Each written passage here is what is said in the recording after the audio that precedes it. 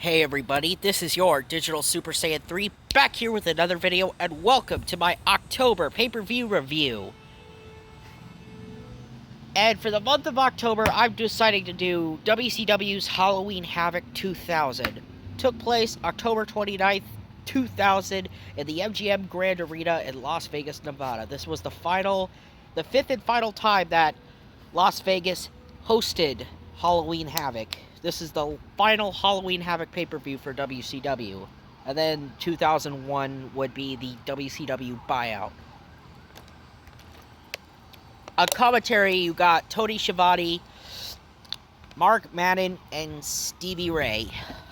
Okay, yes, you have a seasoned commentator in Tony Schiavone having to carry two guys like Stevie Ray and Mark Madden on commentary. This commentary team, the only good one was Tony Schiavone. While Mark Madden and Stevie Ray were really not great on commentary. Don't get me wrong, I love Stevie. Stevie, you were better as a wrestler than you were a commentator. Alright, so, this show. Yeah, the show is not a really good show. I mean, yes, it follows that trend of WCW 2000 pay-per-views to a T. But yet, for all the faults this show has, it also has one good match. So, let's begin with it. Our opening contest is a three-way dance for the WCW Tag Team Championships. You have the Boogie Knights, Alex Wright, and the Disco Inferno taking on the Filthy Animals, Billy Kidman and Rey Mysterio Jr. with Conan. And then, taking on the tag team champions themselves, Sean O'Haire and Mark Jindrak of The Perfect Event. And this was a really good three-way. A really good, solid three-way. I mean, you had these smaller guys and these bigger guys in Jindrak and O'Haire mingling with these smaller guys. It was a really fun opening match, I guess. Throughout most of this match, you see Mark Madden make a lot of comparisons to comparing Jindrak and O'Haire to guys like the Steiners, the Andersons, and all that shit. I'm like, dude, calm down, okay? Yes, they're the current champs, but come on, you gotta go so far as to compare them to guys like the Steiners and the Andersons? That's ridiculous. And even compares them to Harlem Heat. Okay. So, yeah. Anyway, this was a fun three-way. Conan was on commentary, basically to support Ray and Billy. And anyway, O'Haire hits the Shanton Bomb. I think it was the Disco Inferno or Alex Wright that got pinned. I think it was Alex Wright that got pinned in this match. And then in the ring was like this assault. They were assaulting, The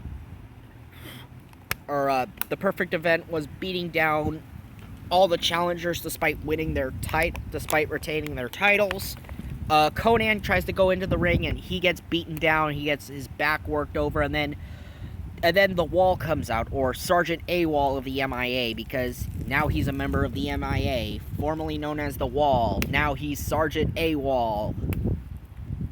And he gets ready for his Hardcore Championship match with the Hardcore Champion, Reno of the Hardcore Championship. So next up is a Hardcore Championship match for the WCW Hardcore Championship.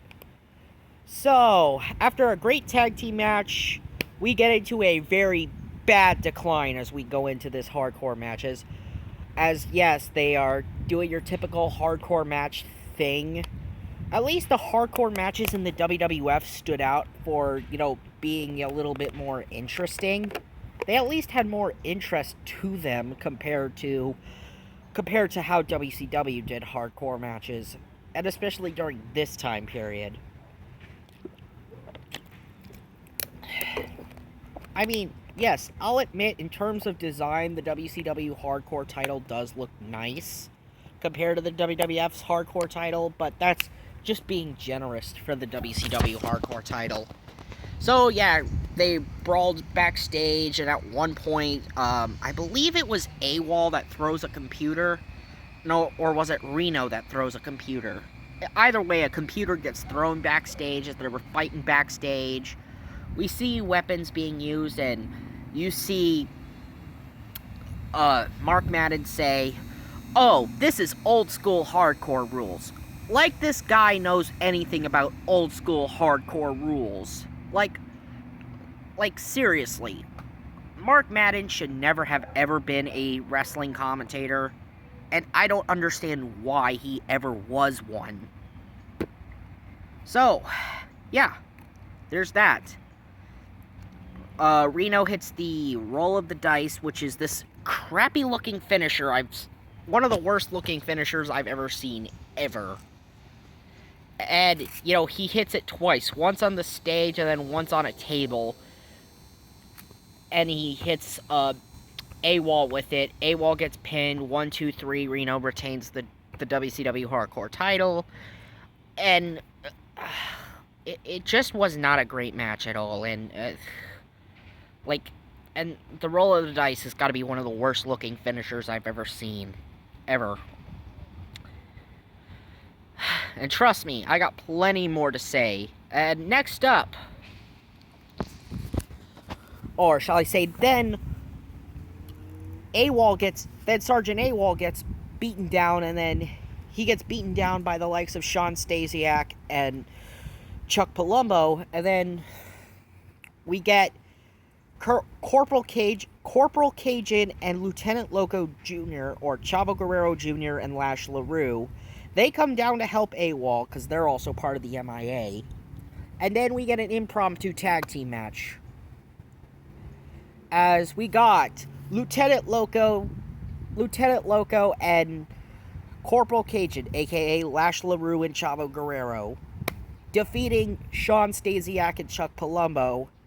And okay, I'm actually happy Chavo got the victory for this.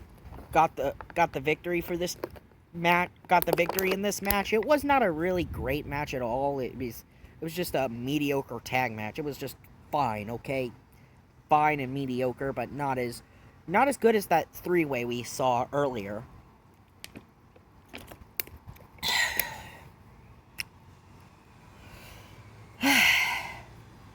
Next up, we get mixed tag action as we got Conan, who has an injured back, and Tigress defeating Shane Douglas and Tori Wilson, who is dressed up like Wonder Woman.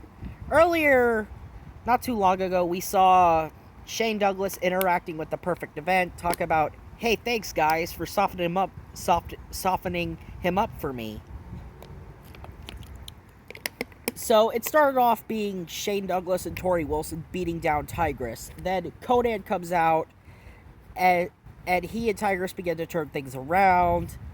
Tori Wilson's Wonder Woman outfit, I like how she dressed up as Wonder Woman in this outfit, but I still wondered why this was a mixed tag match. Why couldn't it have just been Shane Douglas versus Conan is beyond me, because Shane Douglas and Conan one-on-one would have been much better than this. I mean, these two definitely can work well together, but they also have these two women who were not experienced or seasoned wrestlers at all, because they were, not seasoned wrestlers in Tori Wilson and Tigress. Of course, yes, Tori wrestled until 2007, and Tigress, after WCW met its end during the final days, or during its dying days in 2001 when it was officially bought out by the WWF, Tigress sort of just fell off the map. She just sort of disappeared. I don't even know what happened to Tigress, to be honest. If you find out whatever happened to Tigress, let me know in the comment section below. So now, we get into one of the reasons why I wanted to do this. We get a first blood match. That's right. A DNA first blood match, as Buff Bagwell defeats David Flair. Ugh. Yeah, David Flair in a First Blood match.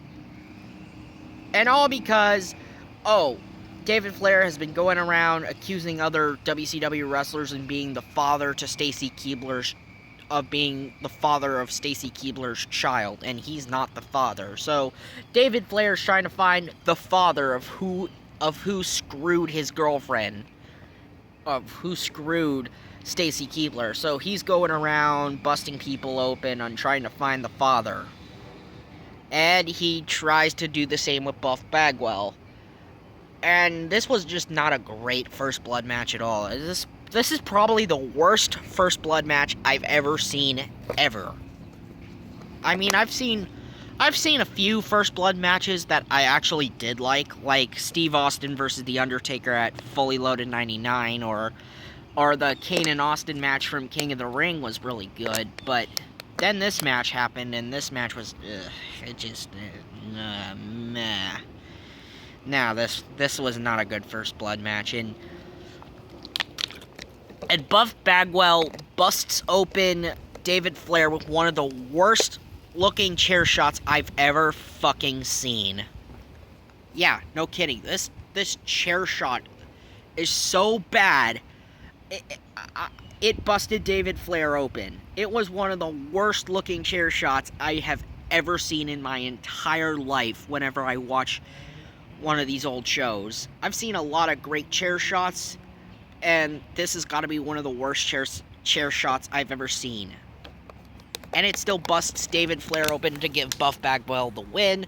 But then, after the match, Lex Luger comes out, he assaults Buff Bagwell, and Buff Bagwell bleeds from the mouth, and David Flair collects the blood from Buff Bagwell's mouth, and he's got the DNA anyway. So, yeah, even though David Flair didn't win the match, he still gets the blood from Buff Bagwell's mouth.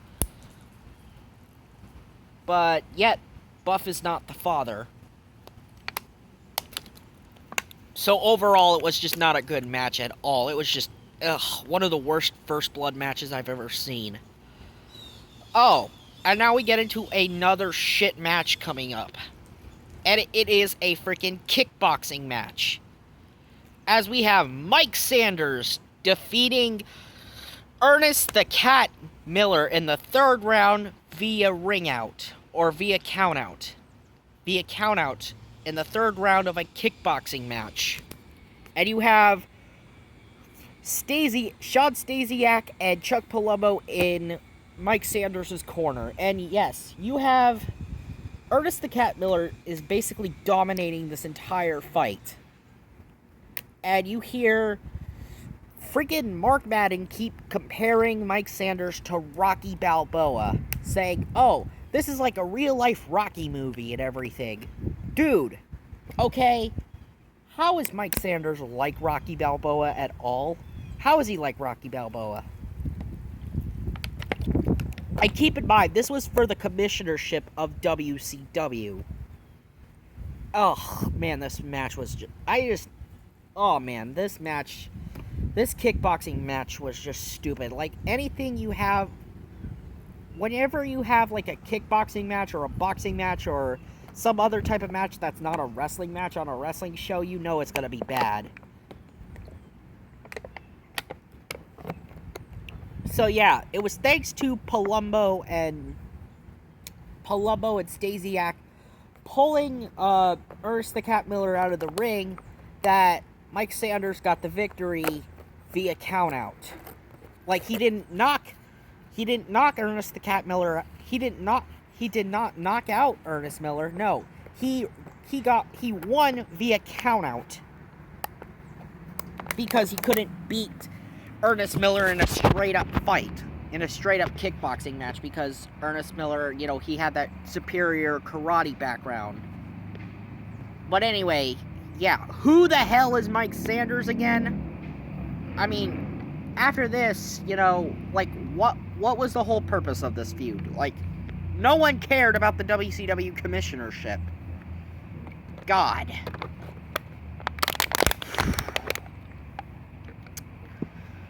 Ugh. Oh boy. So next up, we get a match. We get a match between Vampiro and Mike Awesome. So Mike Awesome, leading up to this on Nitro, had taken out ICP in a 2-on-1 hardcore match after ICP destroyed that 70s guy's van, or vandalized the van of that 70s guy, Mike Awesome. Mike Awesome comes out still being addressed as that 70s guy, Mike Awesome, and then Vampiro comes out, and Vampiro gets a mic. He says, "Hey, Awesome, why don't you put your title shot against the world champion on the line, and you and I can fight it out on who gets the shot at Booker T." And Awesome says, "Okay, deal." So now, all of a sudden, we get a number one contenders match on this show. So it just randomly turns into a match for a number one contendership, where Mike Awesome's number one contendership for the world title is put on the line. And the referee just lets this match go. Like, this match wasn't even labeled as a hardcore match or anything, but, you know, the referee just lets it be, as it's just this hardcore brawl. Like, they don't even call it a no disqualification match because the referee just lets it happen. So, yeah, having the referees relax their authority doesn't put order in this match. And I've seen Mike Awesome work, and Vampiro, he deserved better, I really wish Vampiro's career would have been a little bit better if he wasn't in WCW. Like, man, he had so much potential, and they just ruined him. So, yeah, the match ends when Mike Awesome hits Vampiro from the top rope with a top rope Awesome bomb, and Vampiro lands so hard on his neck, man. That was scary as shit. And Mike Awesome gets the 1, 2, 3, and he keeps his title shot. But that was damn sure scary, and wow. I'm just glad Vampiro is not paralyzed. Like, I'm glad he's not paralyzed from the waist down, because that looked fucking scary. Next up, we get we go into a 2-on-1 handicap match for the WCW United States title, or Canada title, as it's held by the champion, Lance Storm, as it's now known as the Canadian title, or as the United States Championship with a Canadian sticker, as he and Jim Duggan take on the leader of the MIA himself, General Hugh G. Erection. General Hugh G. Erection, a.k.a. Hugh Morris. Oh, yeah. This match was just, was not a great match. Like, yes, although Lance Storm was the best worker in this match, I still don't see believability of Duggan, turning against the U.S. and becoming Canadian. I mean, how is this believable of having Duggan be a heel? Duggan is no heel. Jim Duggan's not a heel. He's a freaking babyface. Like, Jim Duggan, I don't buy him as a bad guy. Honestly, I don't. What were they thinking, having him turn his back on the U.S. and him joining Lance Storm was beyond me. And, Major Guns was their cornerman. Because no longer is she a member of the MIA. She's also the valet for Lance Storm. So, yeah, Duggan is the one who eats the no laughing matter after General Erection hits it. And 1, 2, 3, General Erection is the new U.S. champion as he takes the Canadian sticker off the U.S. title. I gotta ask, what was with the whole Team Canada gimmick that Lance Storm was doing? I don't know. I mean, yes, if Lance was just doing it to get heel heat, congrats, Lance, you definitely can get heel heat very easily. Lance Storm, very underrated guy, but, Yeah, but I still cannot believe he was doing this gimmick. Next up, we get the reason I wanted to do this show, as Jeff Jarrett defeats Sting in one of the worst fucking matches I've ever seen ever on a Halloween Havoc show. Or maybe on a pay-per-view in general. Because WCW 2000 was not too kind to Sting. Yeah, if I gotta say who suffered the most in 2000's WCW era, it had to be Sting. I shit you not. Sting definitely suffered the most in 2000. Don't believe me? Just look at the facts, you know, because Sting in 2000 was just, ugh. Oh my god. And Jeff Jarrett, you know, I think this had potential to be a great match between Jeff Jarrett and Sting. They didn't need to have this bullshit of 6 different Stings coming out, a whole bunch of jackasses dressed like 6 guys just dressed up like Sting over the years. You had a 1989 Sting, you had a 1990 Sting, you had a Wolfpack Sting come out, you had 3 different black and white Stings come out, and they all are getting their asses kicked by the real Sting. And how does Jarrett win? He wins thanks to 2 guitar shots to Sting. One of the fake Stings hits the real Sting with a guitar. Then Jarrett grabs another guitar, hits Sting over the head. 1, 2, 3, Jeff Jarrett is your victor. Honestly, what the fuck were they thinking with this match? It was horrible. The whole bullshit of 6 packs of Sting. A Stinger 6-pack. It had to take 7 guys to beat 1 guy. And this is why many people think Jeff Jarrett is not a believable, you know, main eventer guy. He will always be a mid-carder in the eyes of the fans. And that's how he should have stayed. He should never have been a main eventer to begin with.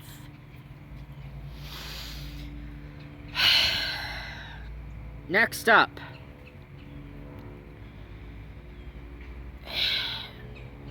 So, while they were getting the ring fixed up from that match with Sting and Jeff Jarrett, because there was a Sting that popped out of the ring and dragged the real Sting under, and then the real Sting beat that one Sting up, now we get into the World Heavyweight title match that comes up next, instead of the World title match being up next, as Booker T defeats Scott Steiner via disqualification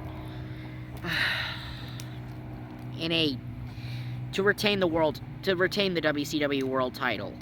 Yeah, I watch a WCW show, and the World title, which usually goes on last, is actually going on before the actual main event. Instead of Booker and Steiner being the main event, they gave it to Goldberg and Chronic. And this World title match between Booker and Steiner just had so much potential to be a great one. Heck, their match at Uncensored 99, I liked their Uncensored 99 match. That was a really good one. But here, not so much. And Steiner, you know, he has Medeja run interference for him. Like, Medeja is like his valet. She's running interference for Steiner. We see lots of referees get beaten up as the match just gets thrown out, and Booker is getting beaten down by Steiner. And you have Mark Madden thinking, Steiner's the last one standing. And, you know, you have Stevie Ray defending the honor of his brother, saying this guy has no discipline, talking bad about Steiner because Steiner was beating down his brother. Honestly, and I've never been a big Scott Steiner fan either. I don't think Scott Steiner should have ever been a main event guy. Like, he should have just teamed up with his brother Rick. Like, there was no need for the Steiners to split up anyway, but they still did that, and Steiner still became world champion regardless. And now, finally, we come into our main event. You have Goldberg defeating Chronic. And if Goldberg doesn't beat Chronic, then the streak is over and he is gone. You know, fired, done deal. As it was set by Vince Russo. And oh my god, this match was just crap. You start off with Chronic getting early offense in this match, and then Goldberg, once he gains momentum, he takes out both Clark and Adams. This was not a great match at all to end this show off. So yeah, that was WCW Halloween Havoc 2000. Final thoughts, it sucked. I mean, yeah, besides having a really good opening match, that's all it has. One good match, and that's it. While the rest had mediocre to really horrible shit on this show. Anyway, this has been your Digital Super Saiyan 3, and I will see you guys in November for the 2011 Survivor Series. See ya!